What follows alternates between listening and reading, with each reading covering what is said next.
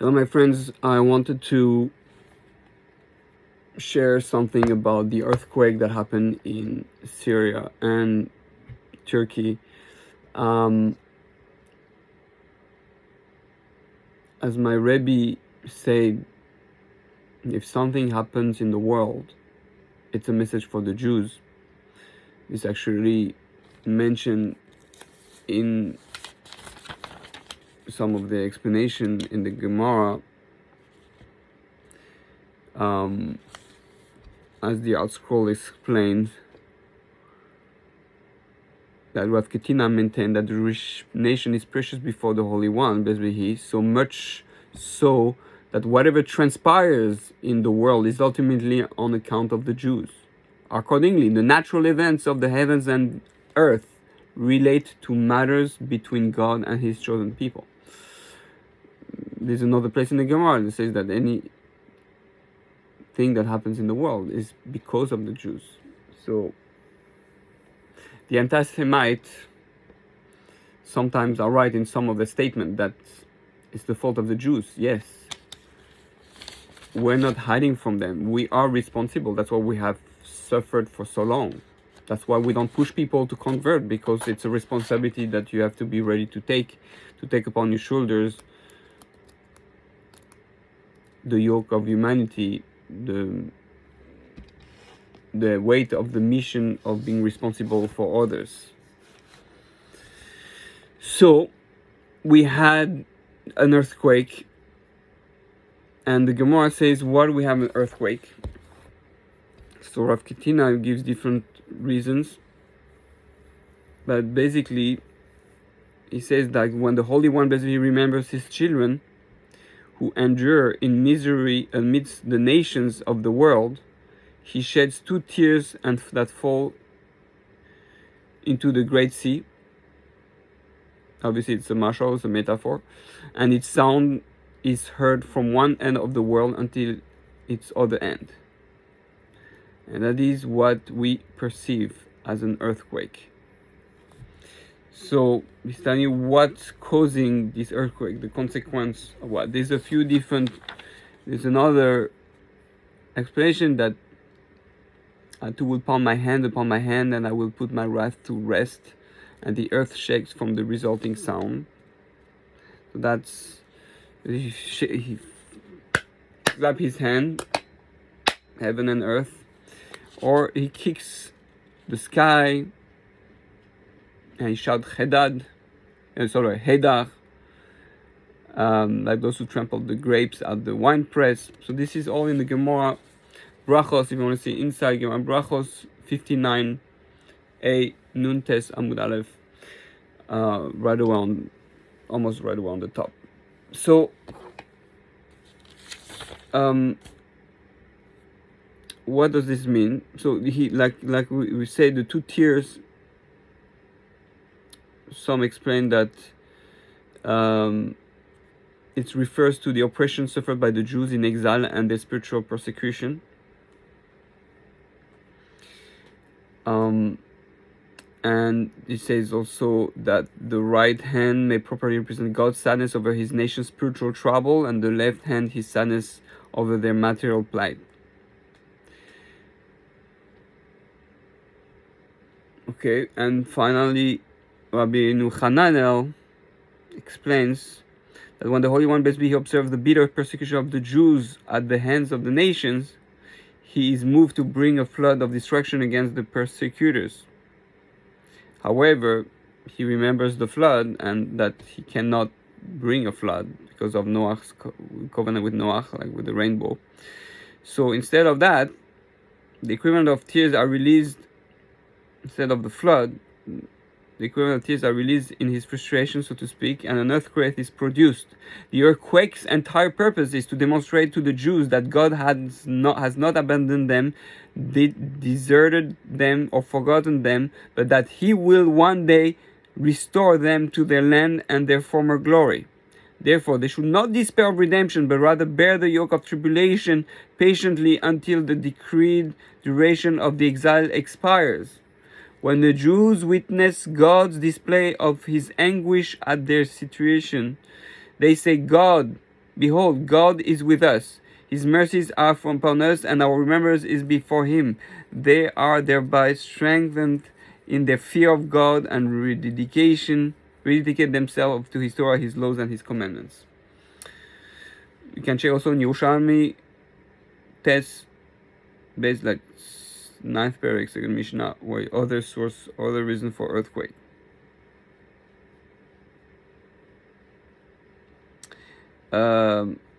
So we see that it's a double-edged sword. On one side, we see that it's not double-edged sword, but two different parts. One is a positive part, meaning that God is, and I'm saying that with sensitivity, with understanding that's we say they said around 20,000 died, and their souls will be elevated and purified. It's a form of skila, being under those buildings. But the idea is that everything that happens in the world is good. We don't have the wisdom, the understanding, the holiness, the clarity to see that everything is good yet. That's why we close our eyes when we say Shema. But ultimately, everything is good. Every darkness, evil, serves a purpose that leads to the good, that is part of the process of cleansing, clarification, unification. The goal is to, it's the way I best understand it, is that the surgery. God is doing surgery on the world, especially with the death of, the two kids and that young Chassid, which there's no word to explain the pain of something like that.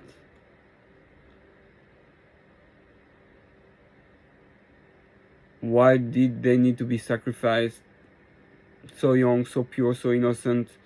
We can only understand that this is a surgery that we don't understand what type of surgery it is. It's a mini Holocaust. So, but ultimately we know that there's good behind it.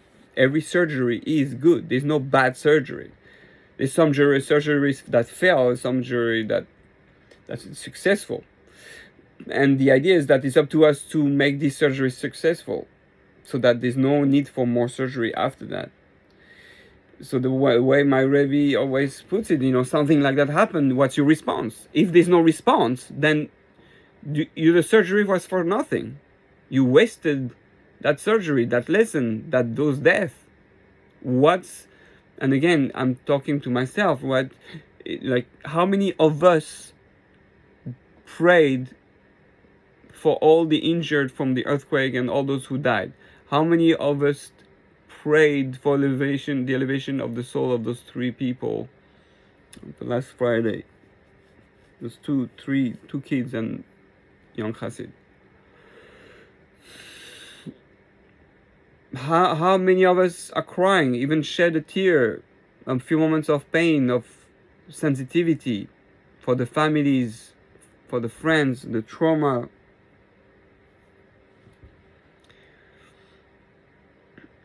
We're so numb, we're so disconnected. So God's shaking, the world is trembling, he's shaking us. Like, do you feel something? Wake up. Earthquake, right? It's like literally a type of shaking. When do you shake someone? You shake them to wake them up. You shake them to make them start. Do you feel? Are you alive? Do you feel? Do you have emotions? So I very much would like to say that one of the things we can work on, besides what my Rebbe beautifully put, that it's to bring Yira to our life, to try to have more awareness in a beautiful way, to have more awareness of God's presence and in everything we do, to try to behave as if God is around us to create Kiddush Hashem.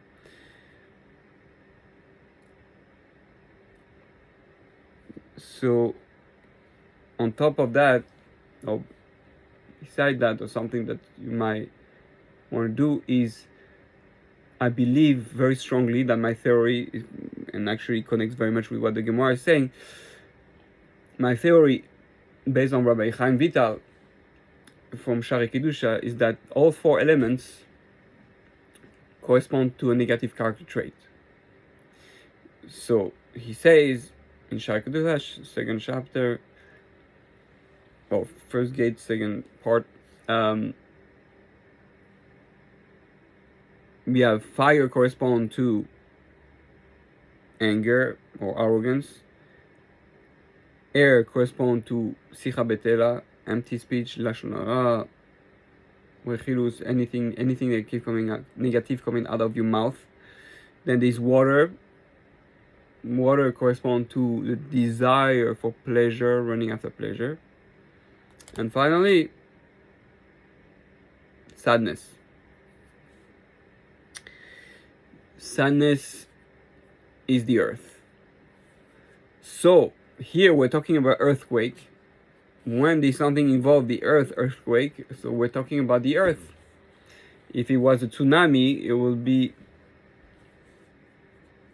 for the water, and a tornado for the wind, or a tornado or hurricane, and fire, house on fire, stuff like that, volcano, trees on fire, forest, that would be fire. So here we have earthquake correspond to sadness and depression, and we see that that's exactly what he mentioned here, that the sadness Hashem, and he mentioned Hashem's tears. So there is Hashem's tears, that he's sad. And I love what my Rebbe reminded us from Rav Noach Weinberg, that who feels the pain of the Shekhinah, who feels Hashem's pain, that Hashem wants his children, that Hashem is disconnected from his children, the Shekhinah is disconnected from the Beis Hamikdash, the Beis Hamikdash is still not rebuilt, there's still ruins. Well, it's not, we're in exile. Are we emotional that we're still in exile? Does it bother us that we're not in Israel? Does it bother us that we can't feel a young kid dies from a terrorist attack, and I can't even cry? I'm so numb. Can we be sad about the fact that I don't feel connected? I don't feel emotionally alive enough and sensitive enough to feel that loss. So therefore I suggest that one of our responses is to work on happiness, on increasing our Samer Becheko, who is share, how can you achieve true happiness is by, and wealth is being happy with what you have. The more grateful you are, the more you love yourself. The self-love, self-compassion, understanding, working on yourself, not to be egoistic or narcissistic, but to really see, to love oneself. We suffer so much from lack of love. If your soul is pure, which you say every morning, if you're able to really see that you're a pure soul and that you're holy, then you will love yourself and you will be happy. That's the first thing. Second thing, be grateful for everything you have. You can talk, you don't have cancer, you can see, you can speak, you can hear, you can eat, taste, go to the bathroom. Wow, that's enough. That's already so much. That's enough. Should be happy that you can think of God. I can think of love of God. There is someone who loves me, my father or my mother or my spouse or my kid. Do I need anything else? No. But I'm surrounded by so much love and goodness in my life that I'm so used to it, I become numb. Really, I should be ecstatic, always happy, always excited. Wow. So I believe that part of the reason we are experience that earthquake message. First of all, the Gemara says it's a sign that the king is coming. The sign because it's in the Gemara that says that I forgot who asked one of the rabbis, how do you know God is? You're blind. The rabbi was blind, and he comes and he proves to him that he knows when the king is coming. So first he hears a sound, and then another sound, and then no sound, says now that's when it's coming. So one of the sound is connected to the earthquake.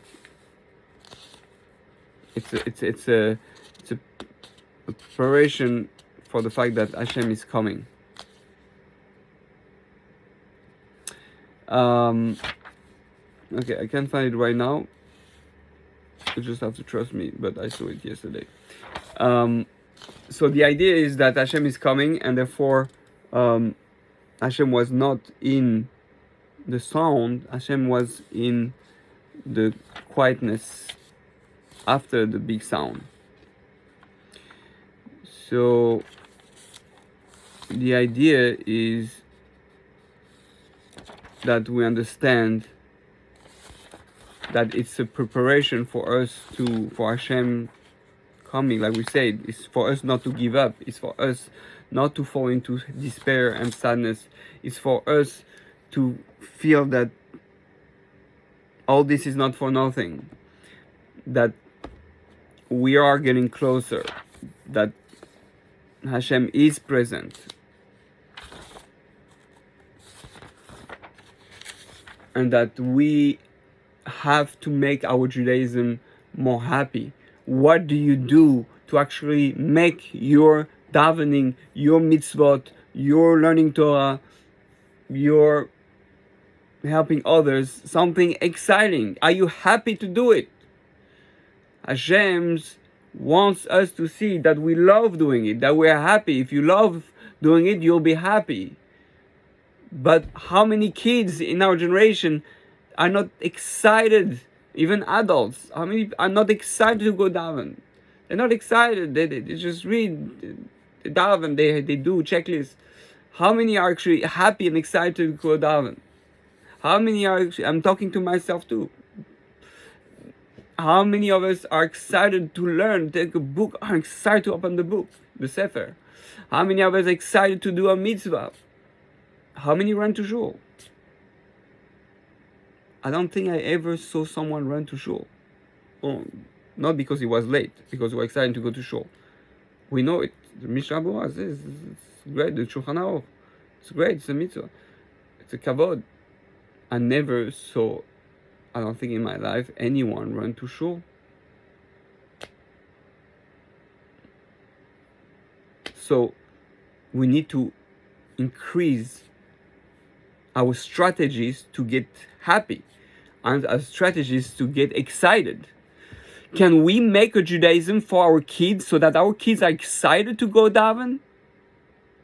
So that our kids are excited to go to yeshiva? That our kids are excited to keep Shabbos? Okay, they're excited the first 3, 4, 5 years. But then when they're teenagers, why are they not excited? What are we doing wrong that they're not excited? Are you excited? If you're not excited, your kids are not going to be excited. But beside that, what are you going to do to make your kid excited? God's Torah is supposed to be exciting. Even we don't understand everything. There's a lot we can understand. And there's enough.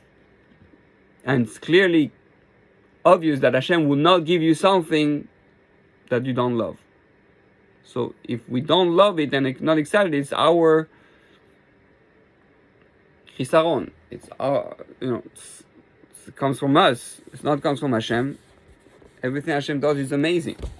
But we need to not be afraid to go search for the true way that Hashem makes it exciting. You learn Hasidus, and you realize, wow, why those rebels like dancing, and music, and they all Hasidim together. Those big Hasidic rebels, the Baal Shem Tov and all the ones after, they're trying to show that there's a tremendous excitement. The problem is that how many Hasidim emulate really the Rebbe and in excitement. So we all have to try to find strategies to get there and do the. I always suggest, like what Rav Noach Weinberg Zatzal says, to say one Tehillim for the Shechina, or if you cannot do Tikkun Chatzot, do the 1 minute Tikkun Chatzot. Spend 1 minute thinking of the pain of Hashem not being with His people, because people think disconnected, lost, alone, that the Torah is not being understood. 1 minute, think all the Jews in exile, assimilated. 1 minute a day. That's your Tikkun Chatzot. You can say, one of the things I do is I say Aneos Bavel every morning. One. If you can't wake up for Tikkun Chatzot, say one Tehillim of Tikkun Chatzot, one of them. And that's already a huge thing. You're showing that you care every day. You have a small reminder in your heart that I want to care. I truly care. Even if I don't feel it, I actually care and I want to feel. So this shows that I'm doing effort to want to feel that I care. That I care about the Shekhinah, that I care about Hashem. I care about His kavod. And I want to do a Kiddush Hashem. Like my Rebbe said, if you can do Kiddush Hashem, it's great. Brings Hashem glory in the world, so that you can remove all the Chilul Hashem, the fact that Hashem is not recognized in this world. So that's what I wanted to share with you, my friends, about the earthquake, so that we don't, and also with those 3 young souls, that we don't let it pass without at least thinking about it and reflecting upon it, and ideally change our ways, or do some work or strategy to change. Baruch Adonai Olam, Amen, Amen. B'sos tovos, we should only experience good things. The next thing should be Kol Dema Vadaka. We should hear Hashem's still voice revealing itself, coming without any loud noise. B'ezras Hashem.